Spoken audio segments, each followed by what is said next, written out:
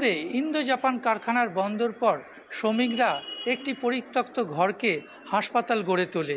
সেই হাসপাতালের নাম দেওয়া হয় শ্রমজীবী হাসপাতাল। সাধারণ মানুষের চিকিৎসার জন্য এই হাসপাতাল তৈরি হয়েছে।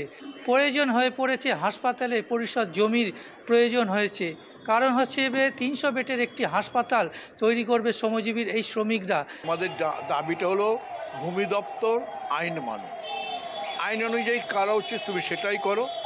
এর জন্য আমরা 14 দিন আমাদের ইন্দো জাপান কারখানা বা শ্রমজীবীর উল্টো দিকে বসে আছি। গত 3 দিন, আজকে নিয়ে 3 দিন আমরা হাওড়া কোর্টে আসতে বাধ্য হয়েছি। একটাই দাবি, ভূমি দপ্তর আইন মানো, এবং যদি এরপরও কিছু না হয় তাহলে হয়তো আমরা নবান্নের সামনে গিয়ে ধর্ণা বসতে। আমরা একটা 300 বেডের সুপার স্পেশালিটি হাসপাতাল করব, নার্সিং স্কুল করব, প্যারামেডিক্যাল কলেজ করব, তারপর ওষুধ তৈরির কারখানা, রিসার্চ ওয়ার্কস, এই সমস্ত কিছুই করার পরিকল্পনা আছে।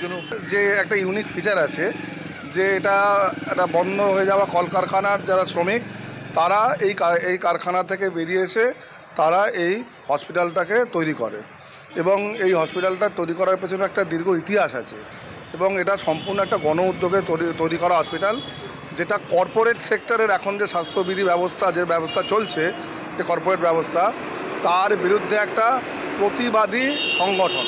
সরকারের হাতে যে জমি আছে সেই জমি যদি তাদের দিয়ে দেওয়া হয় তাহলে এই কারখানার জমিতেই গড়ে তুলবে একটি হাসপাতাল। শ্রমজীবী হাসপাতাল বেলুড় মানুষের ভরসার একটা স্থল হয়ে গেছে চিকিৎসা ক্ষেত্রে। আমরা যে জায়গায় হাসপাতালটা করছি সেখানে আমাদের জায়গা তো আপনারাও দেখেছেন খুবই কম, এবং তার পাশে যে খাস জমি পড়ে আছে আমরা বলছি ওই জমি আমাদের দিতে হবে। হাওড়া থেকে আমার শহর, জগন্নাথ সামন্ত, কলকাতা টিভি।